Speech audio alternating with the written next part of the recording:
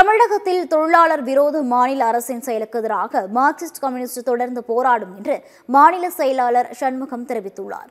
Chennai D நகரில் சீதாராம் யெச்சூரி நினைவு கருத்தரங்கம் நடைபெற்றது. இதில் கலந்து கொண்டு பேசிய மார்க்சிஸ்ட் கம்யூனிஸ்ட் மாநில செயலாளர் சண்முகம், மத்திய அரசை எதிர்ப்பதை போன்று தமிழகத்தில் தொழிலாளர் விரோத மாநில அரசின் செயலுக்கு எதிராக தொடர்ந்து போராடுவோம் என்று கூறினார். இதில் வெளிமாநிலத்திலிருந்து வந்திருக்கிற இந்த தொழிலாளிகளுடைய பங்களிப்பு அல்லது தமிழ்நாட்டிலே இருந்து கொண்டு ஒப்பந்த தொழிலாளிகளாக மிக கொடுமையான சுரண்டலுக்கு உழைப்பு சுரண்டல்கள் உலாவிக் கொண்டிருக்கக்கூடிய தொழிலாளிகளுக்கு பங்கில்லாமல் இந்த வளர்ச்சி பூரா வந்து விடுமா? ஆகவே தொழிலாளர்களுடைய இத்தகைய கோரிக்கைகளின் மீது தமிழ்நாடு அரசாங்கம் உரிய கவனத்தை செலுத்த வேண்டும், தீர்வு காண்பதற்கு முன்வர வேண்டும்.